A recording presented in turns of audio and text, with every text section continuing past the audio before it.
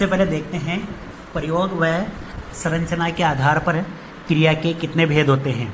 तो देखो, अगर केवल ये लिखा हुआ मिलता है, अभी जो वर्तमान एनसीईआरटी की बुक चलती है उसमें संरचना के आधार पर क्रिया के दे रखे भेद दे रखे हैं, और वो भेद दे रखे हैं 5 भेद दे रखे हैं केवल संरचना के। और पुरानी मतलब बुक वगैरह लेंगे तो उसमें देखेंगे कि प्रयोग व संरचना के आधार पर, यानी प्रयोग व संरचना पूरा दे रखा है, और प्रयोग व संरचना के आधार पर देखेंगे तो क्रिया के 8 भेद होते हैं। और अभी वर्तमान एनसीईआरटी में तो मैंने इसका बताया हुआ है कि इसको समझाया हुआ है, बताया हुआ है कि कैसे 8 भेद हो गए, कैसे 5 भेद ही हैं, तो इस वजह से इनको मैंने लिखा है। तो प्रयोग व संरचना के, हालांकि हम 8 ही भेद पढ़ेंगे पूरे, मैं बता दूंगा इस संरचना के आधार पर कौन से होते हैं। प्रयोग व संरचना अगर दोनों कंबाइंड ले तो यानी प्रयोग के कौन से 3 जोड़ते हैं, तो मैंने इनको समझाने के हिसाब से ये बना रखा है। संरचना के आधार पर क्या के 5 भेद, और टोटल प्रयोग व संरचना के आधार पर क्रिया के 8 भेद। वर्तमान एनसीईआरटी की बुक में संरचना के आधार पर क्रिया के भेद होते हैं 5, लेकिन प्रयोग व संरचना के आधार पर पूछी जाती है क्रिया के कितने भेद होते हैं, तो इसके 8 भेद होते हैं, अर्थात 3 भेद और बढ़ जाते हैं। प्रयोग लगाते ही 3 भेद और बढ़ जाते हैं। जो 8 भेद है वो मैं बता रहा हूँ। सबसे पहले मैंने जो लिखे हैं, देखो इधर संरचना के आधार पर जो एनसीईआरटी बुक में दे रखे हैं वो 5 भेद ये दे रखे हैं। संयुक्त क्रिया, पूर्वकालिक क्रिया, प्रेरणार्थक क्रिया, नाम धातु क्रिया और कृदंत क्रिया, ये जो संरचना के आधार पर दे रखे हैं। जबकि प्रयोग लगाते ही प्रयोग के कौन से 3 भेद बढ़ जाते हैं, सामान्य क्रिया, सहायक क्रिया और सजातीय क्रिया। ये एक केवल नॉलेज के हिसाब से बताया मैंने, बाकी प्रयोग व संरचना के आधार पर क्रिया के 8 ही भेद पढ़ेंगे और 8 भेद होते हैं। तो सबसे पहले देखते हैं हम सामान्य क्रिया। तो मैंने इनको कंबाइंड रूप से ले लिया है, ये जो अलग अलग था वो मैंने ऊपर बता दिया है। अब देखते हैं सामान्य क्रिया किसे कहते हैं। यदि किसी भी वाक्य में यदि एक सामान्य से कार्य को बताने हेतु एक ही क्रियापद प्रयुक्त किया जाए, यानी सामान्य वाक्य होगा और सामान्य ही एक क्रिया होगी, इसमें अकर्मक और सकर्मक द्विकर्मक से कोई लेना देना नहीं है।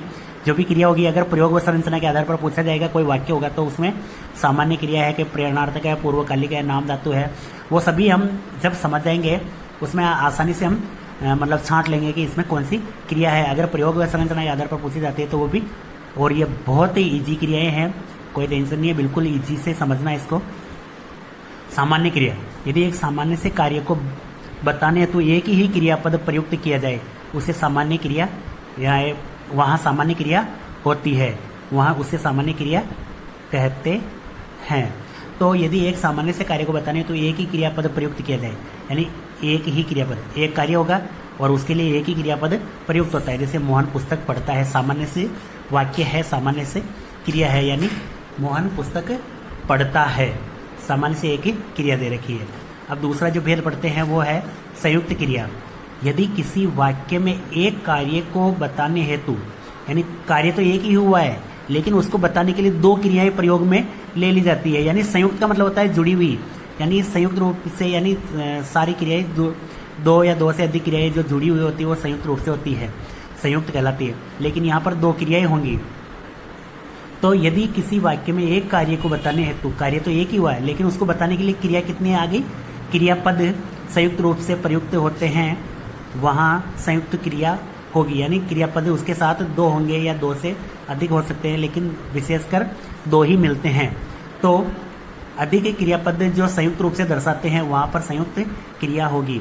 देखो अभी मैंने इसको समझाने के हिसाब से इनको ऐसे बना रखा है। एक कार्य होगा और क्रियापद कितने होंगे, 2 क्रियापद। पद का मतलब वही शब्द है जो किसी वाक्य में शब्द जो प्रयुक्त किए जाते हैं वो पद कहलाते हैं, यानी वो व्याकरणिक दृष्टि से जब वो बन जाता है, कोई वाक्य बन जाता है, तब उसमें प्रत्येक शब्द क्या कहलाता है, पद कहलाता है। तो वो क्रिया शब्द ही है, यहाँ पर कंफ्यूज नहीं होना है, और दोनों मिला के क्या होंगे, संयुक्त क्रिया कहलाएगी।